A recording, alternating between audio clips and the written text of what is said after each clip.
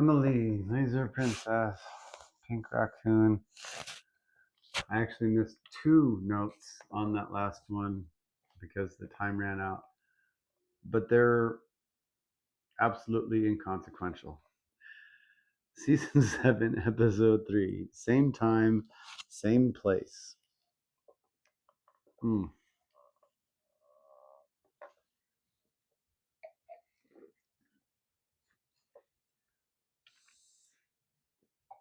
Show doesn't really do a lot of time wonkiness, but when it does, it's usually bad. An actual decent example of magic messing stuff up. Wow. Basically a paradox effect. Willow and the Scoobies can't perceive each other. Yeah, this one. There's some really gross, gruesome stuff in this one that I don't like.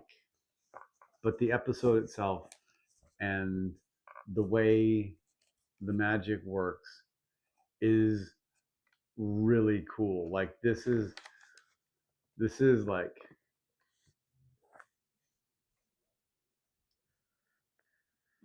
serious, just like straight up like wild hardcore, like on the fly casting stuff that I love. A much more interesting episode than it seems to get credit for based on discussions of the series that I've seen. That said, wouldn't Willow and at least one of the Scoobies call Giles at some point, allowing both sides to realize they're all in the same place? I don't know. It's just kind of weird take on the whole thing. I don't know if I wrote it down in the notes, but later on in the episode, they do go into that. And I think I mentioned something about feeling stupid for going off half-cocked when I wrote that particular comment. Okay, Scooby's called Giles, but Willow never does. Does not make sense. Yeah. I don't know. If you know Mage the Ascension, this episode is gonna be like, whoa to you, because you're gonna be like tripping out about just how everything works.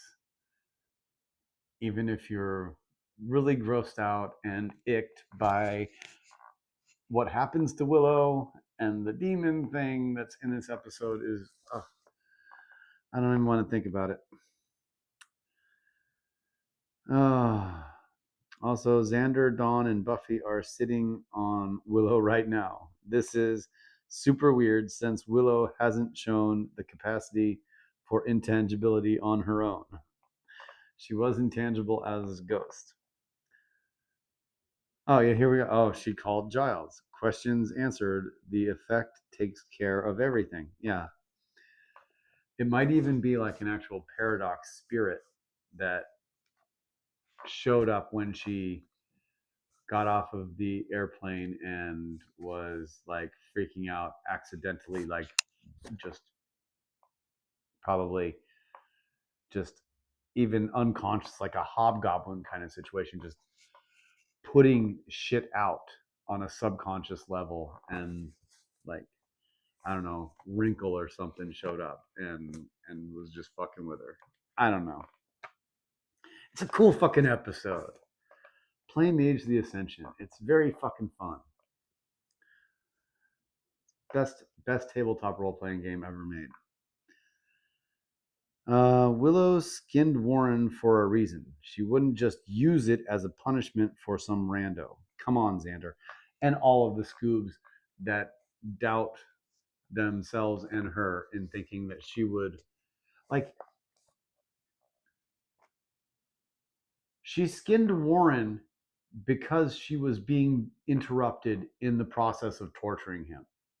And again, I'm perfectly fine with what she did to him and the way that played out in that sense. Frankly, if she had had time to do it, she probably wouldn't have skinned him. It would have just been, you know, taking him apart atom by atom or something, you know. something truly horrifying and difficult to deal with, because that's what he deserved for what he did. But in this episode, the Scoobs are all acting like Willow and Skinning are like intertwined somehow, and that's not in any way, shape, or form textual in the series. Oh, also, Skinning wasn't how she intended to kill Warren. She only did it. This is why I never finish these. They always end up running out of time, and I don't want to do a second video for like the 30 seconds it would take to finish the thing.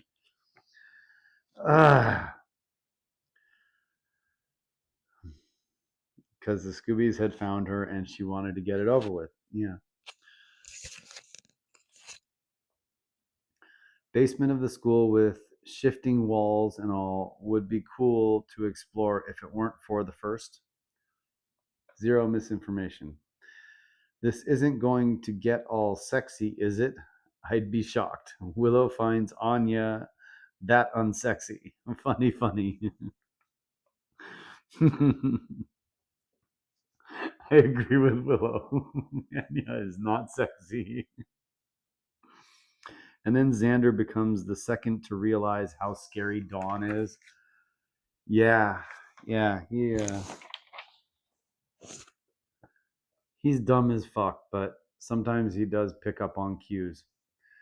I'm insane. What's your excuse? Spike on Xander. Violence is funny. That means Spike on Xander. Violence is funny. I said that poorly. Yeah, Willow versus Gnarl the Demon is clearly a paradox spirit or hobgoblin.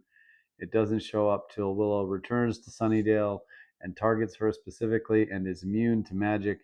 So, yeah.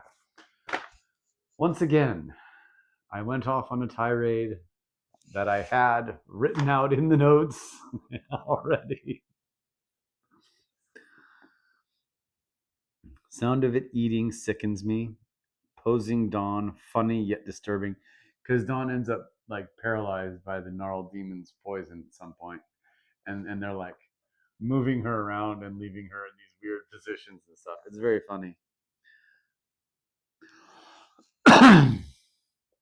So gross. Peeling strips of skin. This show rarely goes splatter, but when it does, it's so fucking gross.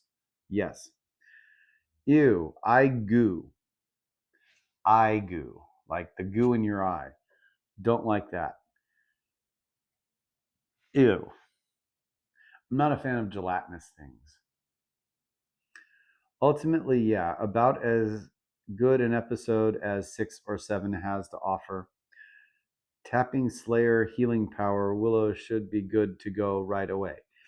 Yeah, because they end the episode with Willow trying to heal herself, and she's like meditating, and Buffy comes in, and they talk, and then Buffy sits down with her to meditate, and they're like holding hands or whatever. And I gotta figure that Willow, it would be like turning on Wolverine healing factor for her.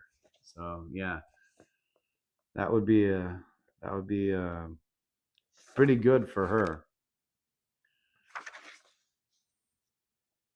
But yeah, definitely a great episode, as great as season 6 or 7 has to offer, really. And yeah, go out and read the Mage of the Ascension stuff. You won't be disappointed. There is a type of mage, a type of witch, wizard, whatever, for literally everyone, both in the main rule book. They have technocracy people. If you want to go into the fashy stuff, they have Nefandi. If you want to go even fashier, they have marauders. If you love pure chaos, they have crafts that have all kinds of different paradigms that they ascribe to. And the whole point is,